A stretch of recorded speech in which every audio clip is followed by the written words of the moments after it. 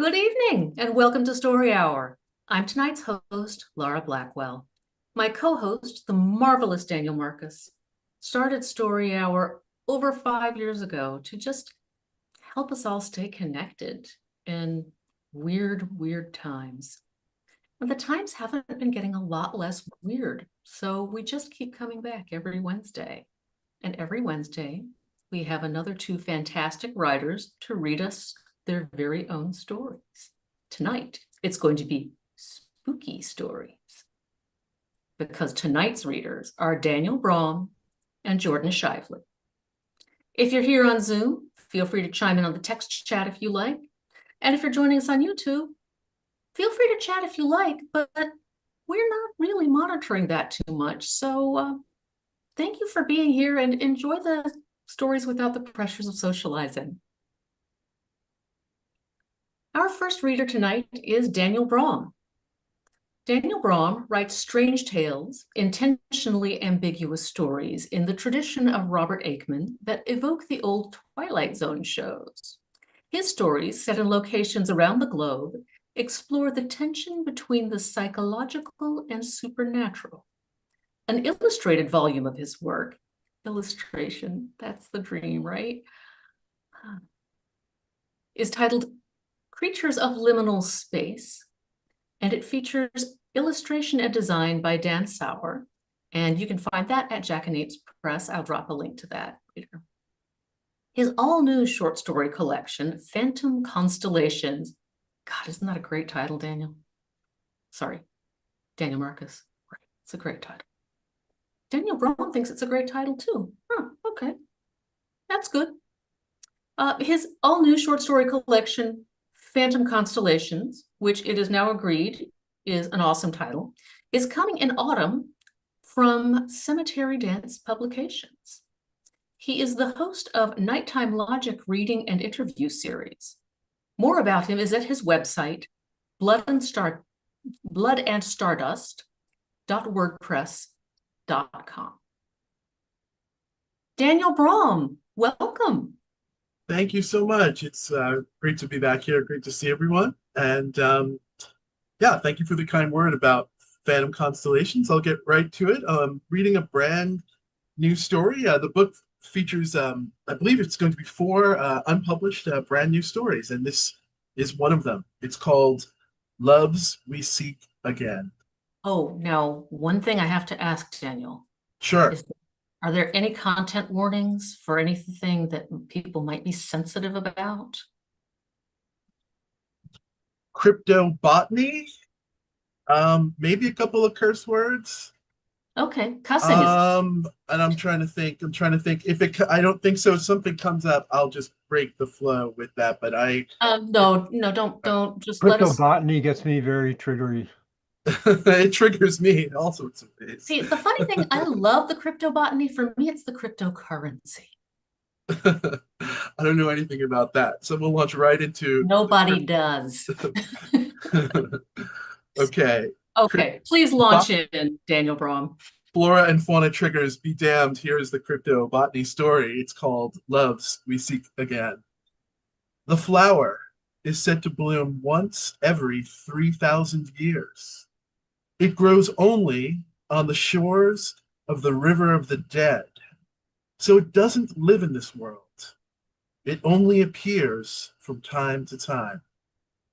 Some believe it can bring the deceased back to life. It's come to this. In a suit again, after decades and decades, tied around the collar, my hair pulled back, stomach full of distaste from being around these men and women I want nothing to do with. All done up like me too. All here, wherever here is, with their extravagant offerings for our unknown host, all seeking the flower. It's quite the setting for a party, a huge dock made of the finest wood, surrounded by shallow, calm ocean as far as I can see. Out in the middle of nowhere, the Maldives or somewhere in the Indian Ocean, my best guess. In the clear sky above, a vast stream of stars and multicolored celestial objects glow in breathtaking cosmic glory. Submerged lights illuminate slow-moving, dark shapes and smaller blurs of color I take to be fish. A few dozen of us seekers orbit each other and the table in the center. It is piled high with offerings, most of them briefcases, full of ungodly amounts of cash and other riches, I'm sure. There are some creative deviations among the selections, framed works of art, an alabaster statue, a large cage containing what I think is an exotic, brightly colored bird. Waitstaff appear out of the dark when needed, their elegant uniforms shifting from black to shades of purples and dark blues like the deep sea, like the night. Masks of impeccable silver cover their faces. I don't trust my perceptions and wonder if it was possible that I was drugged as part of the secrecy involved in getting here. I awoke this afternoon in luxurious, sparsely furnished, spacious room over tropical blue waters, my personal staff nowhere to be found. I figured I arrived by seaplane, but I do not remember. After a shower and some rest, I dressed, grabbed my offering, and walked the long wooden walkway connecting my room, one of many, to this gathering place. A pair of men snatch martini glasses from a tray a silver masked staffer is holding. The taller of the two gives his glass a swirl. A tiny vortex of metallic golden orange flecks appears in the liquid before it returns to crystal clear. He's old, but not as old as me, despite all the work and medical miracles and advances buoying us into the future with a semblance of youth. You can still tell. You just can.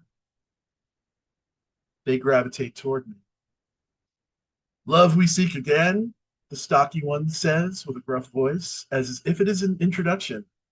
He's in his 50s and, like me, isn't made for suits and formal dress. He isn't comfortable here. I can read loss all over him. It's fresh. He repeats his sentence twice in small talk tones, as if he's making perfect sense, as if I should understand whatever he means by it. I beg your pardon, I say. The name, he says audaciously.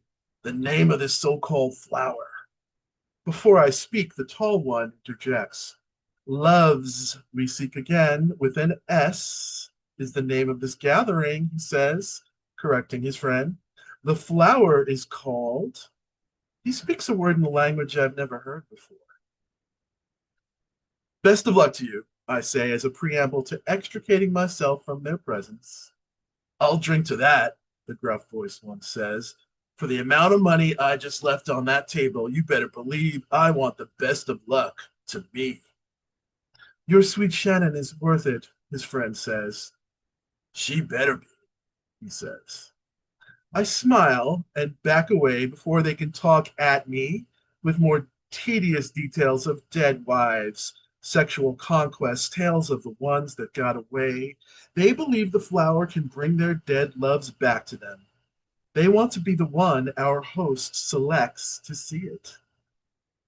I remember when I was 50 like him, my last hopes of any chance of romantic love in this lifetime dissipating with my last feelings for anything at all. All the illusions of the world were falling away from my eyes left and right, and I found I could see the path to everything the world could offer and make it happen if I wished.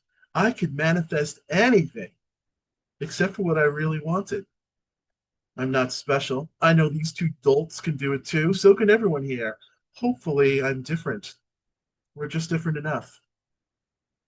As I step back and turn away, I bump into someone.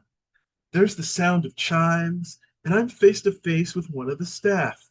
Starlight moving across her silver mask in a glistening stream. In my mind's eye, I see fireflies and bats and swirls of watercolor paint. Do you seek the flower? She says. I do. Her voice is one I know, one I once knew. She's like the rest of the staff, an enamel pin of a white flower on her lapel, the only difference I discern. A flash of memory hits. She's the maitre d' who escorted me off a seaplane, I think. Tell me of the love you seek again.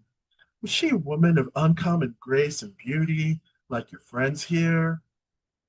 Oh, nothing like that. And they're not my friends.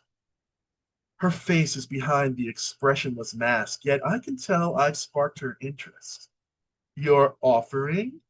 She says, gesturing to the table. I brought a painting my friend made for me one night during our high school days. We were waiting outside all night on a line to buy tickets to a concert. I hold the wrapped 3 foot piece of board out to her. It's a piece of art, hardly original, I say. It is the most valuable thing I own, though. Oh, Mr. Ramab, from a man of your wealth and stature, I'm sure it must be a priceless treasure, she says. And I can't tell if she's mocking me. I'm not sure if it's worth anything, I say, but it can't be bought. And my friend who made it is long, long gone.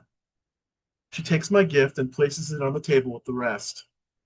I never thought I could feel out of my depth again, I say. I never thought I could feel anything again, so congratulations.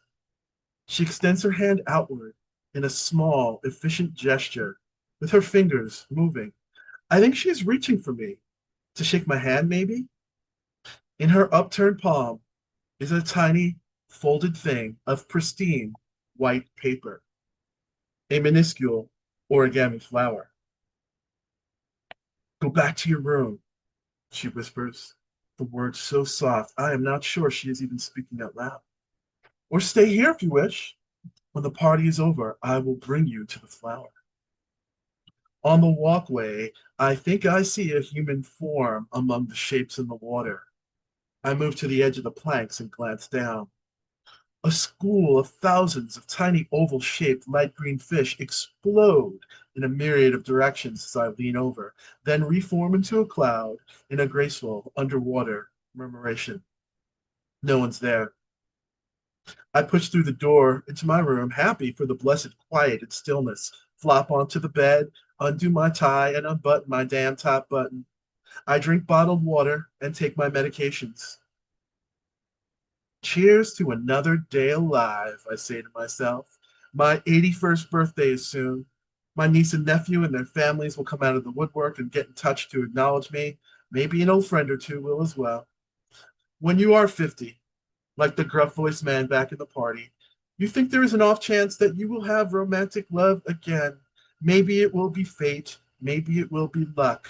Maybe for any number of reasons, you may even encounter someone you loved that you want to see again, or someone who once loved you might seek you out. You'll see all the reasons why you split more acutely should this happen. You'll see what you thought was love was different kinds of desire. You'll see the crashes and coincidences of youth and all the things you thought were fate and destiny and love for what they were. Leon, my dear old friend Leon, wise beyond his years, knew these things, even back when we were teens, a time when I was so clueless about most everything. These were the days when all we did was spend our time painting and hanging out and seeking fun, seeking connection. We were in the throes and pains of the rise and falls of our first loves. Well, mostly me. He always seemed okay. He always seemed to have it together despite the extreme chaos that was his life. Like the great rock stars who died too young and became legends, Leon became more than a dearly departed friend.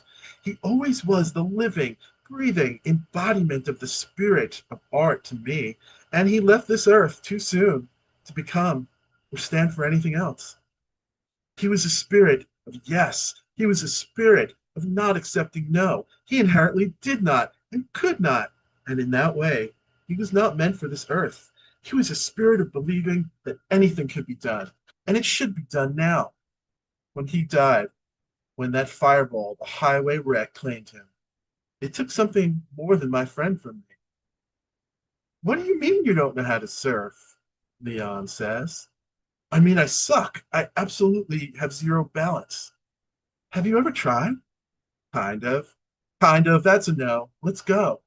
Okay, we will. No, I mean now. Now? Right now? Yeah, right now. We're grabbing my board and going right now. We left the thriving party, an unheard of sin at the time, full of our friends and girls and the music of The Cure and the Smiths and the Lion and the Cobra album playing loudly, and went to Long Beach, where he proceeded to try to teach me how to surf. Turned out it was true. I could not surf. But that was not the point. Following the passion and the immediacy and the singularity of purpose of the notion was a rarity, and there was power in obeying what it directed.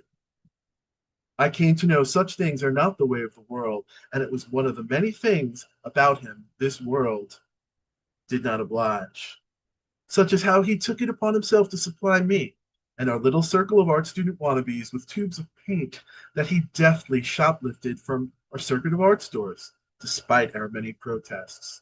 I'd call him a Robin Hood of sorts, only he wanted zero glory. In fact, after he promised to stop, he quietly, surreptitiously planted choice tubes we coveted, could not afford, in all of our art boxes. It was his way. He could not exist any other way. His way put him at odds with the law more than once. One incident that I barely believed ended with a car chase going the wrong way into the Midtown Tunnel. That had him locked up for a while. I can't drive through the tunnel without thinking about him. There were many more quiet moments than explosions. Most of our times were spent in liminal spaces of the basements of our parents' houses. Sometimes just he and I. Sometimes groups of us would gather and paint quietly, sometimes with music on softly, way into the small hours of the night. We'd paint everywhere.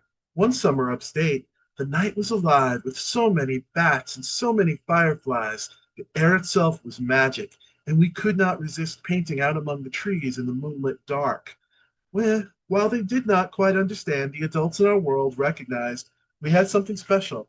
We were doing something they could not, holding off the ravages of time and creating pockets of infinity. Plus, knowing where we were and that we were painting was something wholesome and safe, so it was encouraged. My offering. I remember the winter night he painted it. We decided we would all sleep out on the line outside the ticket window to buy tickets for the Cure's disintegration tour. It was dreadfully cold. We painted on scraps of cut board and shivered and listened to the album on tape. I awoke at some point and the darkness was gone and I was warm. I opened my eyes and there was only white light. Dawn was breaking. We had fallen asleep and it had snowed over us, coating us in an inches deep cocoon of gentle, insulating snow. That summer, at the concert with friends in Giant Stadium, the opening chimes of the album played as the sun was going down. The crowd surged so fiercely, everyone in our group were torn away from each other and weren't able to reunite until hours later in the parking lot. That's how I remember him most of the time. His presence next to me as I'm gently buried in snow and being carried away from him on a wave of human enthusiasm like that at the concert, only with a mortal finality. With time and distance and the first steps of adulthood sweeping us into the currents of our adult lives, people can become more than just who they were. Not something different or diminishing to their actual selves that we know. This is more of gaining an additional, almost archetypal status. Leon took on this status to me as our young lives took us into our separate futures.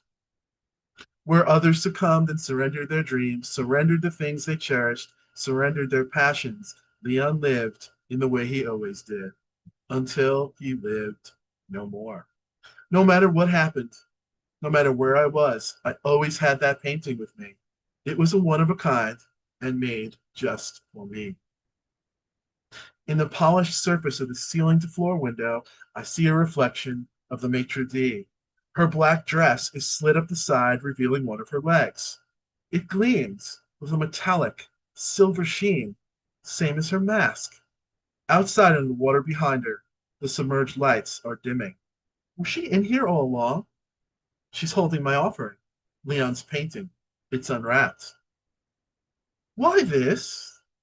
She says.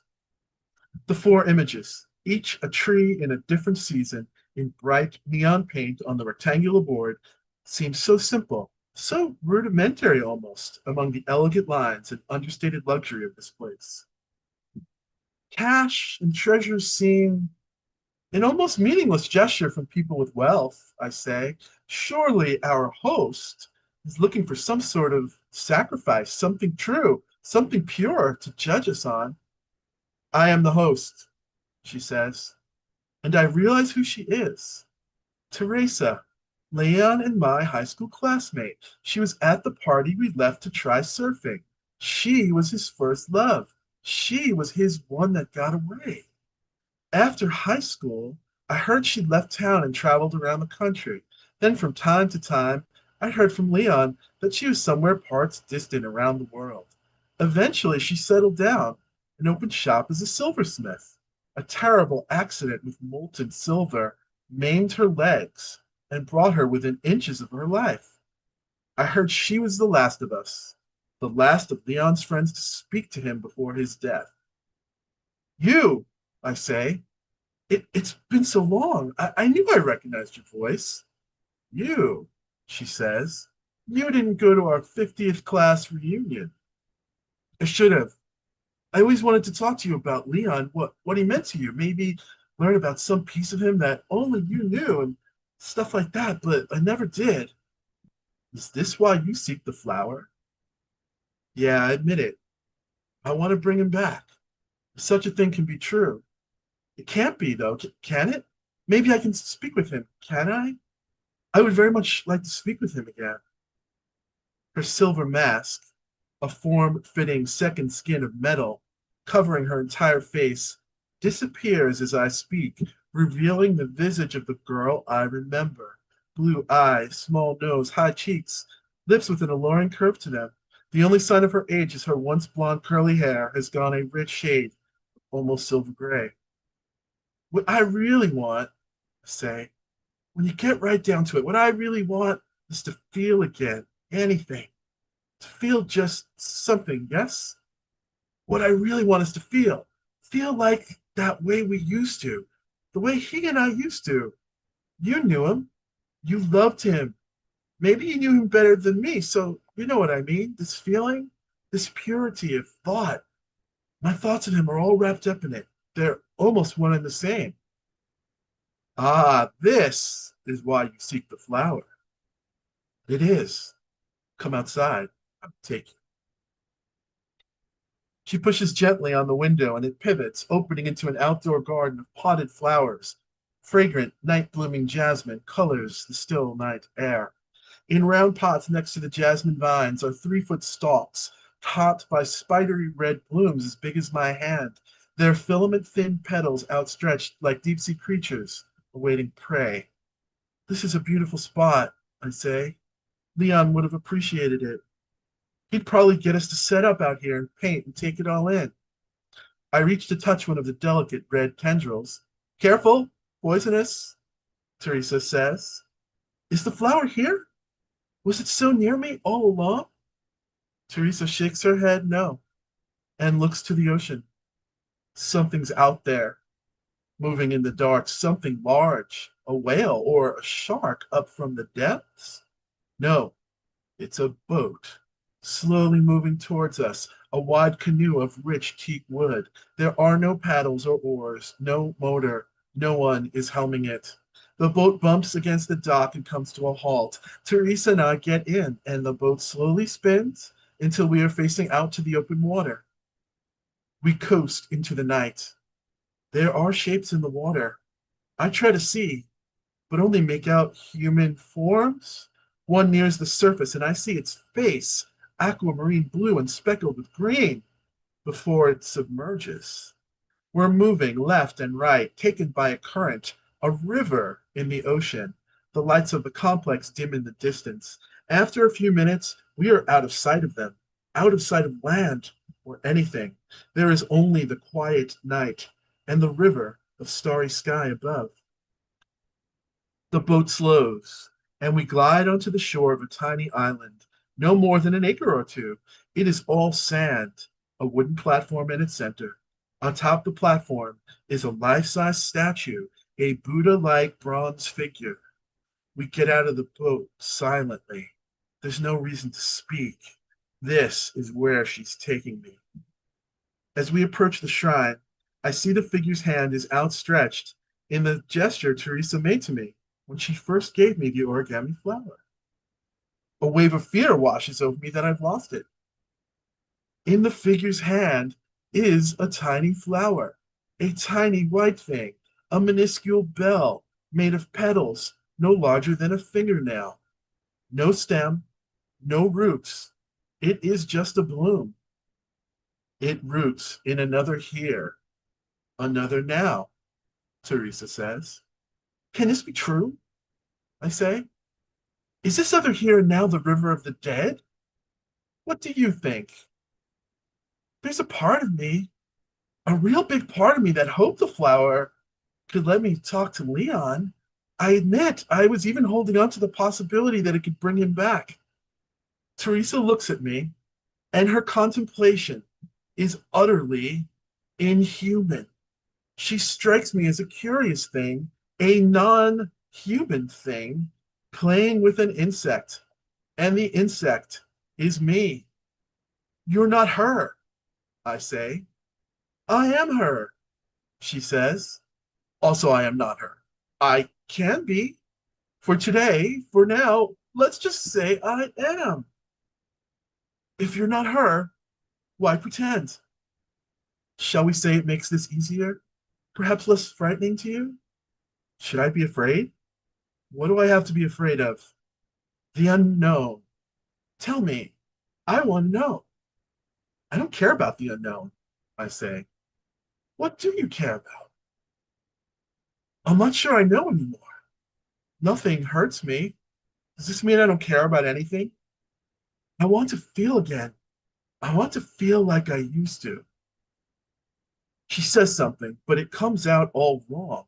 Her neck has come apart into tendrils of flesh and silver cords, squirming and wriggling around each other, that reform into her solid neck after a second. The sound of her words is like that of a fish that somehow learned to speak like a parrot. I'm scared now, I say. I'm sorry, I didn't mean to. Don't be afraid. You can smell the flower. You can even touch it if you are gentle. I move my face closer. The smell is rich and complex. A bouquet of sweet florals that I know, all mixed in with sweet aromas I'm certain I have never encountered before. I sense a note of something I am not sure I am perceiving with my nose. Is this the smell of darkness? The aroma of sunlight and salt on skin is there with that darkness too. There's a hint of soil and loam and something that makes me aware of the celestial river of stars glistening above me. A stray thought jumps into my mind. Does the river of the dead absorb light in the sensation instead of radiating it? I take the tiny bundle of petals between my fingers, lift it from the figure's hand, pop it into my mouth, and swallow. That's new, the Teresa thing says.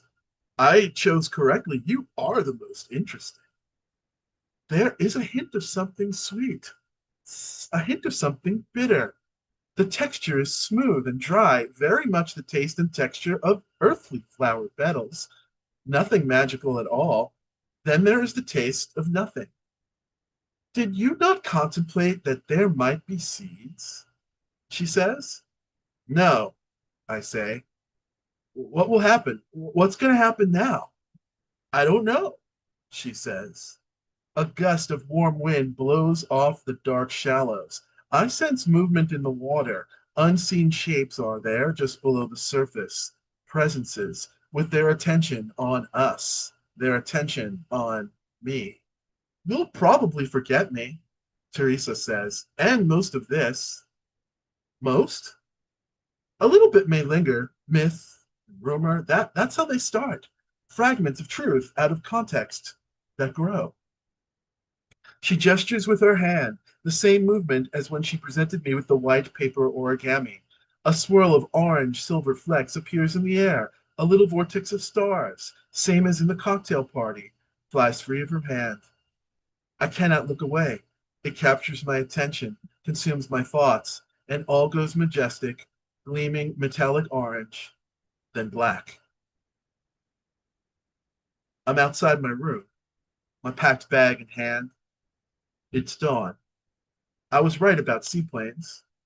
Several are floating aside the dock as guests embark. Others are putting away to open lanes in the water. One plane gains speed and takes to the air. Silver masked staffers are hauling bags and escorting guests two by two to the planes. One is slacking off with their mask removed, sitting with his legs hanging over the side of the dock, having a smoke in sight of everyone. The atmosphere, any semblance of the party's magic, has dissipated with the growing daylight. The gruff-voiced man staggers into my view, still apparently drunk, his arm around two women. "Where did all the loot go?" he rambles. "The submarine? I told you it was some sort of a scam." "Only two to a plane, sir," one of the staffers admonishes him. He chooses one of the women to board a plane with him.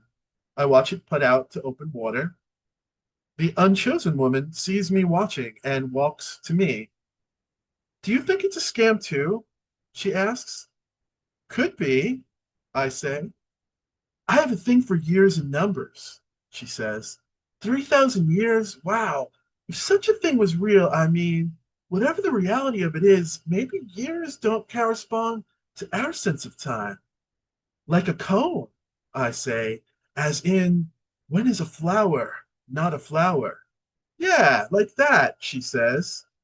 "Heading home?" I ask. She shrugs. "I thought he'd pick me. Now he's off to wherever with my friend. Well, whoever she is." "A question," I say. "Before you decide what's next, I want to ask you, can you surf?" "As on a surfboard?" "Why do you ask?" "Yes, it's on a surfboard. And it is a very important question to me. You know, waves and water and sand and blue sky. That's all pretty important," she says. "To me, for sure." "It is," she says. "So can you?" "Well," she says, "actually, I never thought about it, so I don't know." "You don't know?" "We must find out." "Now?" "Yes, now, of course now. Or as soon as we can, we must." "Okay, then yes," she says. "Let's go." Together, we head over to the queue to board the seaplanes.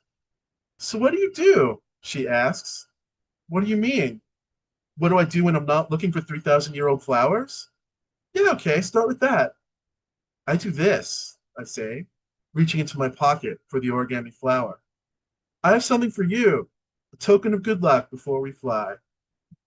And the day unfolded. Another path became clear, not the one I was anticipating, not the one I'd hoped for. I'd like to say this is where we kissed, that a wave of bliss washed over us and we flew out into the sunrise. I'd like to say that this was the point where everything became clear and it was a happily ever after. But that's not true. It was the point where a couple of good stories began, though. And some of them, if I'm lucky, I'll live long enough to tell you another day. And that's it.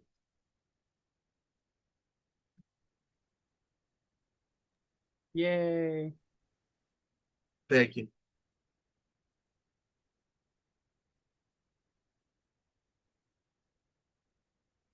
I'm not hearing much, so thank you so much. That was Love's We Seek Again from forthcoming Phantom Constellations from Cemetery Dance. Thank you so much for That was listening. awesome. Thank you, Daniel. It looks Thank like you we so much. lost Laura. Let's give her a moment to dial back in. I'm going to text her real fast. Where can people get that book, Daniel? Just any bookstore can order it, or is it on your website? Or Yeah, you should be able to order it from any bookstore.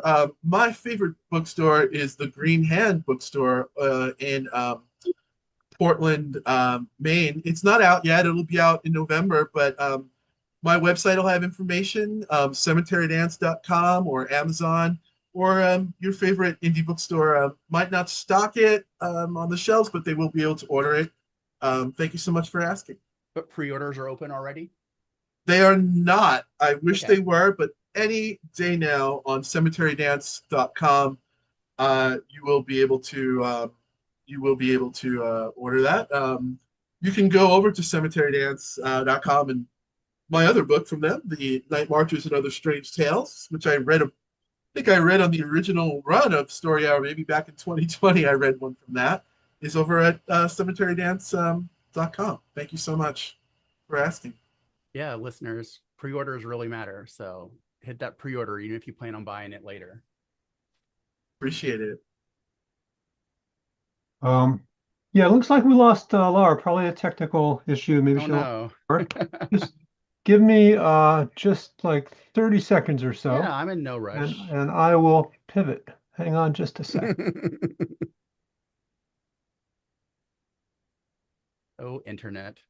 Oh, internet. Damn you, internet. Almost every time I have, oh, there she is. Oh, all right. Yes. Admit. Yes, we will admit her. No, she popped out. Oh, here she is. All right, cool. Laura went into the liminal space. Oh, you need to unmute Laura. Yes. Hello.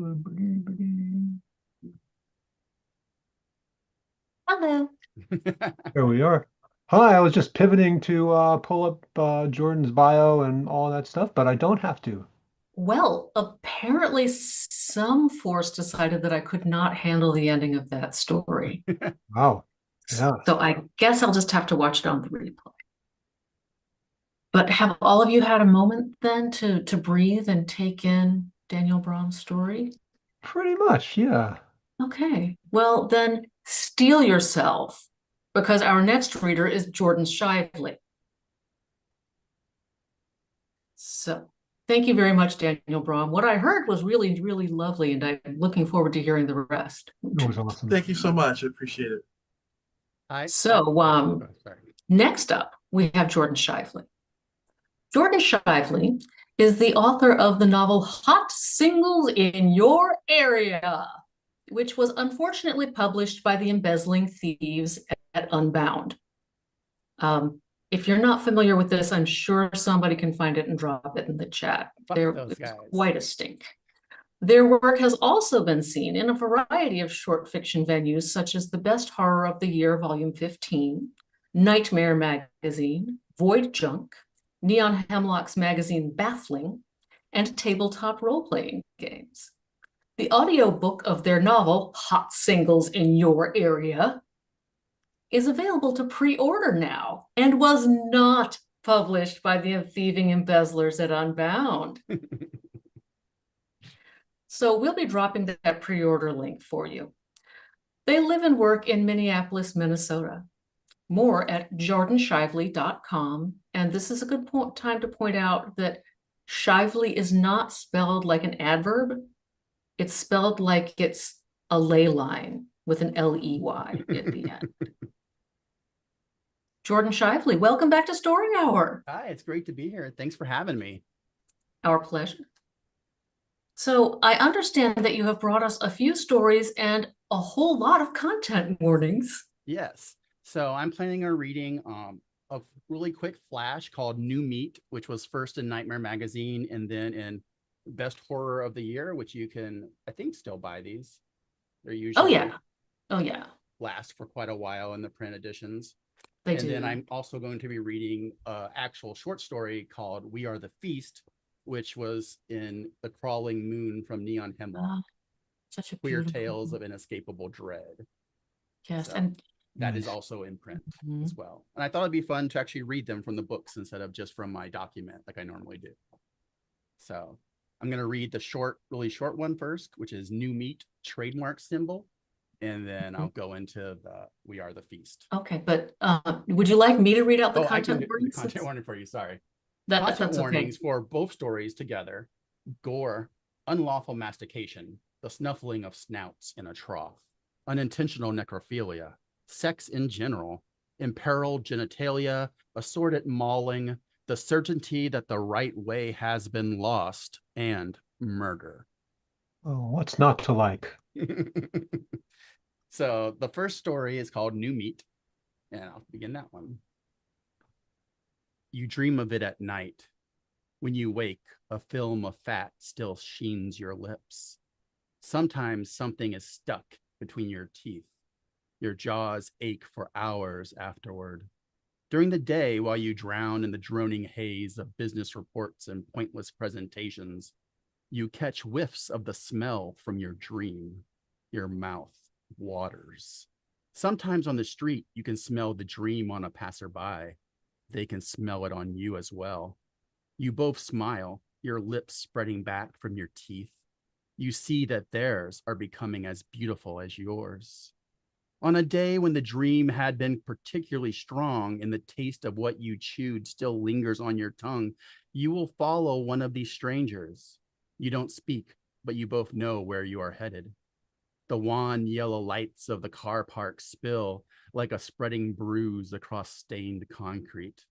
Others who also smell of the dream are standing amongst the empty cars, like silent stones in a cemetery, pulsing teeth in a concrete jaw. Together, you wait. Soon, there will be chewing enough for all. That's the end of that little one. All right. Now, this one is We Are the Feast, and it's from the great publisher Neon Hemlock, who just put out great stuff. You should check out their novella thing. You can do subscriptions to like their whole year and stuff. Dave Ring is a really great editor. And without him, the story wouldn't be anywhere near as good as it is. Also, it has a really cool art that I can't show you because it's very adult oriented. We Are the Feast. If you scream that loud, you're gonna shred your vocal cords. I know it's not fair. No, stop that. This is something you are gonna have to come to terms with. Now you're just being rude. Okay, deep breaths. I'd hate to have to smash your mouth in. It's so much more beautiful to let him take what he needs than to mar the process too soon with crude violence. I'm not a violent man at heart. Let me explain. This started with Brian's funeral. You don't need to know what my husband died from, just that it wasn't quick or peaceful, and he spent the last months here in this house, the place we spent our life savings on, the place we were in the middle of renovating. Have you ever tried renovating an old house? It's a nightmare. So many unforeseen things to deal with, faulty wiring, drifting foundations, odd invasive moles. The house had apparently been built over like a half demolished bones of some other house. We didn't find out until we started the demo and began to find just carved support beams here and there, covered in fungus patches that moved back and forth in a breeze that seemed to be coming out from inside the walls. Like the house had the cheap particle board paneling and sheetrock had just been camouflage for a slumbering cilia pelted creature. No, that's not ringing a bell. Okay, well, back to my story. It starts at the funeral of the man in whose arms I had thought I would die in my sleep. I hadn't cried yet, that day at least. The wool tweed collar of my suit scratched the back of my neck, and my black tie felt like it was slowly choking me. The air conditioning had broke, and I was sweaty and miserable. Yes, we held it here. So much red tape to get what I wanted. At first, every funeral home refused me, said it was illegal, said it was too much work, said they weren't equipped to do the proper embalming offsite. All the while relatives who had ignored us or hadn't come to our wedding because of differing values suddenly were very communicative about what should be done. But in the end, I found one.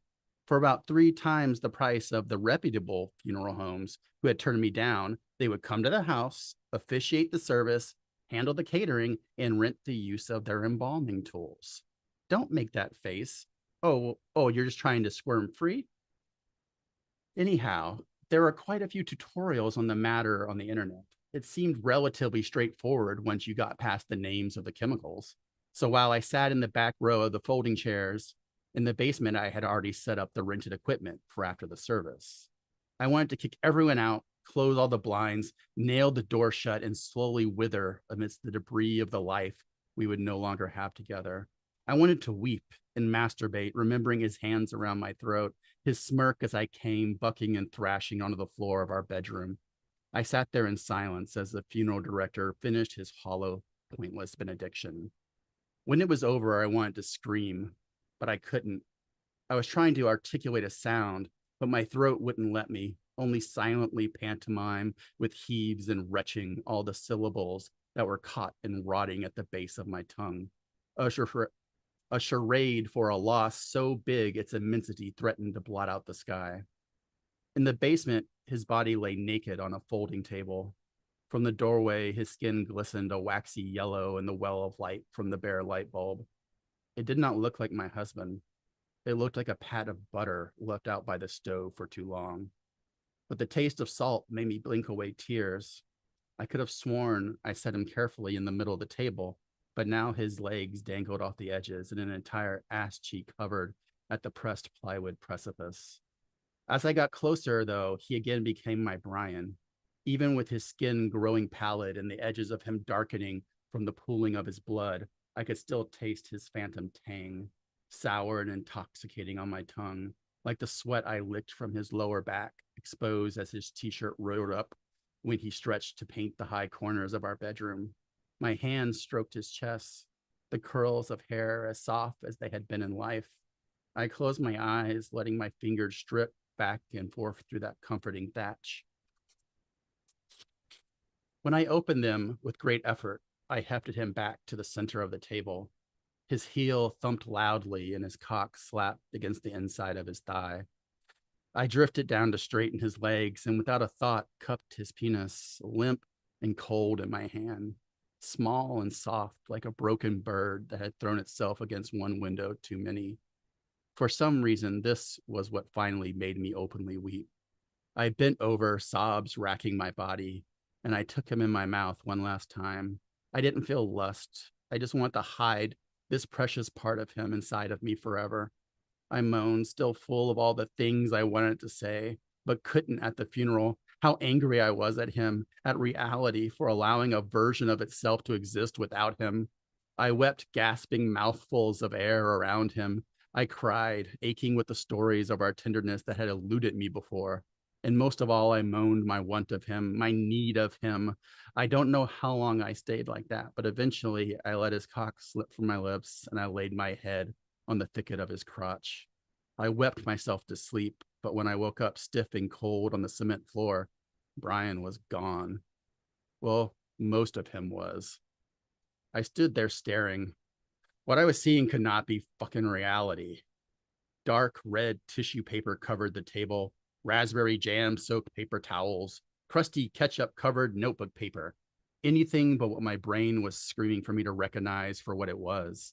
My husband's skin split open and left in long, curling peels.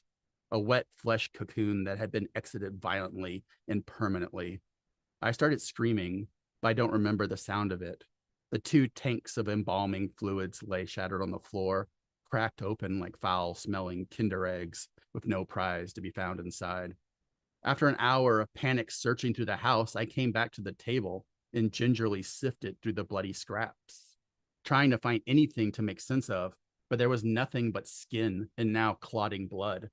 I gathered it all together, pushed it towards one end of the table like so many sodden paper towels. The pieces of skin slipped one at a time off the edge and into the old open drain in the center of the basement floor. In the coming weeks, I would weep and curse at myself for this decision. What if I had saved his remains, steeped them in a tea, and drank him down? I could have dried the rusty folds and every day packed a small strip of him in my cheek, like a dip of tobacco to slowly leach into the back of my throat throughout the day. I should have done anything but what I had. He'd always have stayed a part of me if I had. Everything that happened was inexplicable, defied logic or research. I cut off all communication with friends and family on both sides. I didn't answer the phone, didn't go to the store, had everything delivered down to toilet paper and socks. I buried the tools and broken chemical containers in the backyard in the middle of the night. Who cares about having to pay for them? I lived like that for weeks, which turned into months. I developed awful nosebleeds, my lower face, pillow, and sheets caked with blood upon awaking. I began to sleepwalk for the first time in my life. I would find myself on the attic stairs, sore and stiff from sleeping on them. I sometimes woke up with insulation and flaking paint beneath my nail and left bloody smudges from my nosebleeds all over the ransacked Tupperware in the fridge and cabinet doors. But oddly enough, it was the food deliveries that would bring us here to this moment. That taught me what to do. Normally, I rarely got the same food delivery person twice. No real intruders into my grief and confusion until Marco. Marco didn't just set the groceries down on the porch and leave as fast as possible, like most drivers did. He always knocked, which I had specifically requested drivers not do, and stood there for a minute with a little smile on his face, like he knew I was watching him from the other side of the peephole. Brian was dead, but I, even though I wished I was not. Marco had deep olive skin and curly black hair that he kept cropped close on the sides. He had shaved small lines into the left side of his temple, and one line that could be a scar, but I thought was probably ornamental, in his left eyebrow. He had a small gap between his front teeth that worked very much in his favor, and a gold chain tucked elegantly into whatever shirt he was wearing. He was beautiful, which at first made me hate him. Why was this beautiful man ringing my doorbell? Didn't he read the directions I left in the app? I even left a bad review of him, hoping it would somehow remove him from my route. But 3 orders later, there he was, delivering my groceries again. I was beginning to think maybe, just maybe, the app was bullshit. I eventually answered the door, just like I did when you came over. We both stood there, equally shocked, I think. Marco said something polite, I don't even remember, and then when I didn't reply, he awkwardly backed away to his car and drove away. But here are your groceries became, how is your day going? Which after a few attempts, I even started answering. And eventually we just talked. Marco started sending me pictures of weird orders he delivered in the part of the messaging app that was supposed to only be used for asking about item replacements or if he was at the right address. I found myself not minding, even looking forward to them. I would send him pictures of whatever part of the interior renovation project I was pretending to work on again that day. Eventually he asked for my number, and eventually I gave it to him. I think if Brian had died and been buried in a more conventional manner, I would not have been interested in someone so quickly. But the horror and irreality of what had happened still clung to me like a spider web across the face at dusk, unavoidable and hard to shake free. I needed someone to hold the door open to the tomb I was building for myself. Finally, after much flirting, Marco said he would come over and cook for me. He would bring the groceries and the wine. It was an offer I could not refuse and didn't want to. It was sweet in the minutia. It was sweet, the minutia of a first date, the awkward opening of a wine bottle just to give my hands something to do, the brush of his hips against my half-hard dick when he slid past him to demonstrate where the pans were kept. But I will skip ahead to the screaming. I had excused myself to the bathroom. While I was standing in front of the mirror, patting my face with cold water, I heard a shriek like the tearing of rusty nails from wood. I thought he had just dropped a wine glass and cut himself. But even as I rushed down the hallway, the screams were accompanied by crashing sounds. As I rounded the corner into the kitchen, they abruptly cut off with the wet, crunching gurgle of chicken bones caught in a garbage disposal. Marco lay on his back, surrounded by broken wine glasses and a spattered beige mess where a skillet had hit the ground. His neck hung over the edge of the counter at a sharp angle, and the back of his skull whapped hollowly against the side every time the thing on top of him dug into the gaping cavity of his chest like a pig rooting through the twisted roots of a tree.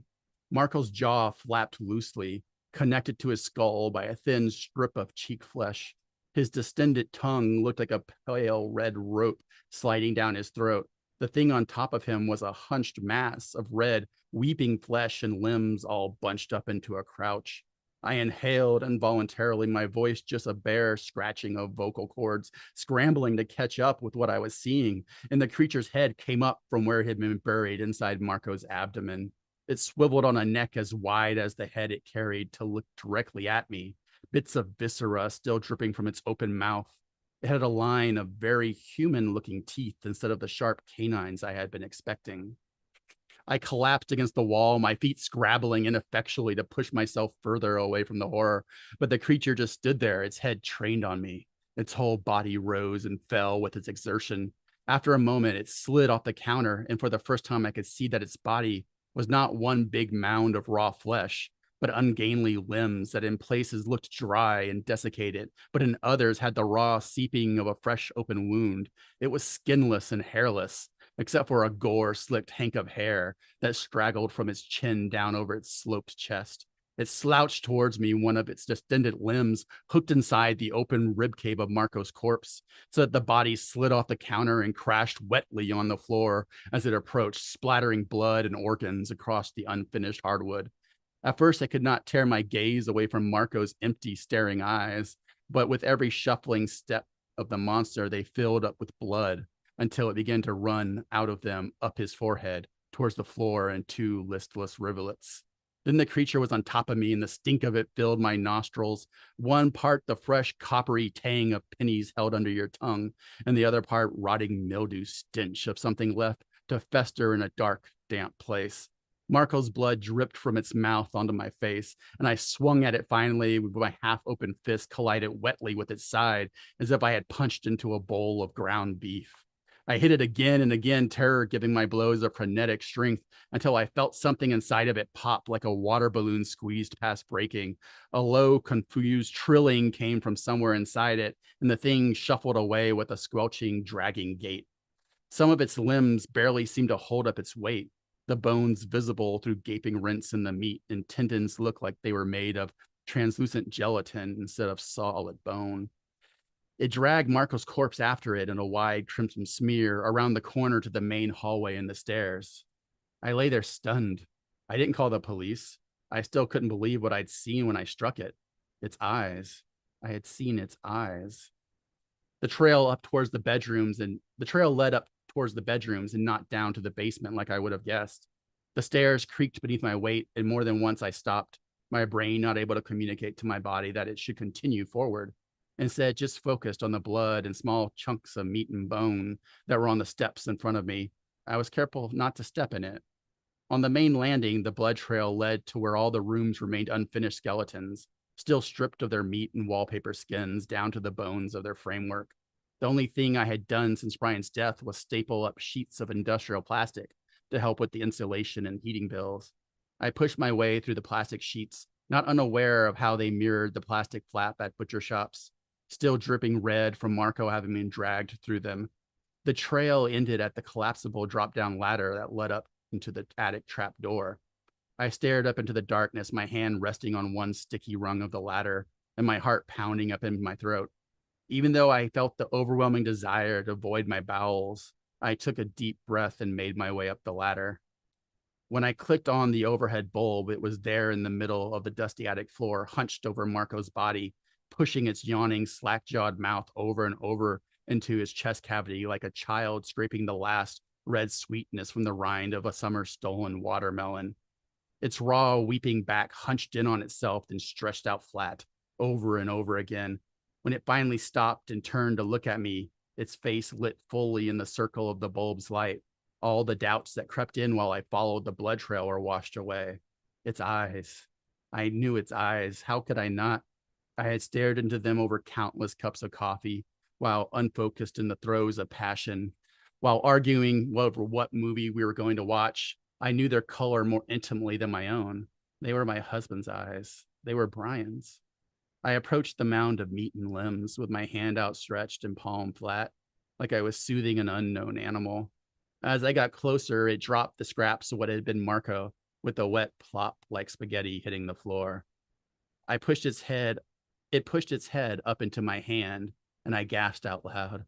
Its jaws had hung open like a gaping fish's mouth, but now it was reknitting its sinews and pulling the bones closer together into a much more human-looking face than the red, seeping mess it had been in the kitchen.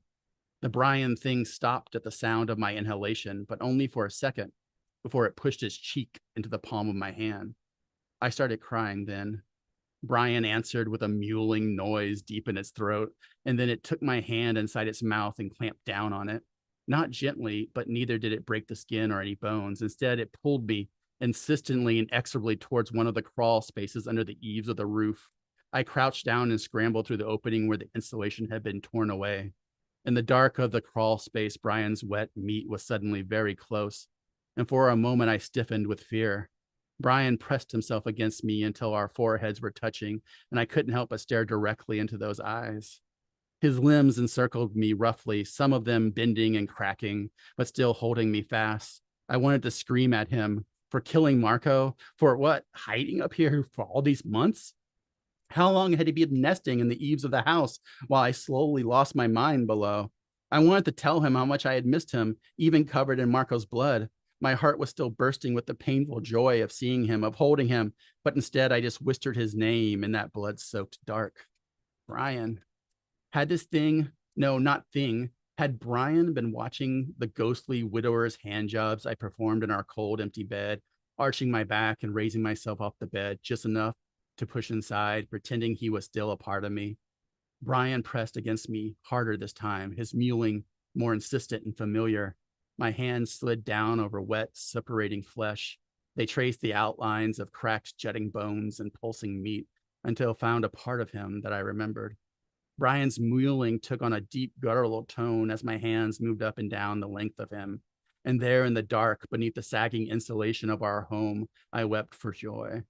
When I emerged from the crawl space, drenched in the commingled gore of my husband's still moving corpse and Marco's broken husk, I knew exactly what I had to do to make all of this right. I had to take care of my husband. I had promised to do that, hadn't I? I would just feed him. I would just feed him and love him, and all of this would get better. You can probably put the rest of the pieces together. Any skill gets better if you practice it, and I got very, very good at this one. He still hasn't been able to regrow his vocal cords or skin. I think the rate I am feeding him is just barely keeping him alive, and if we want him to grow, then I will have to step up the schedule. What's that? You are shaking like you want to say something.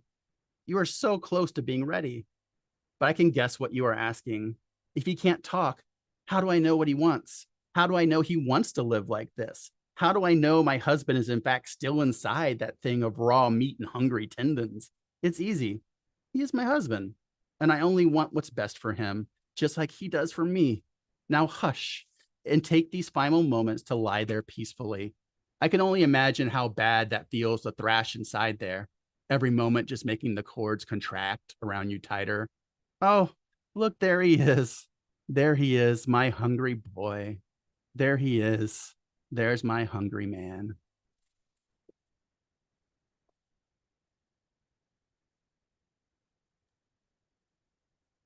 That's the end.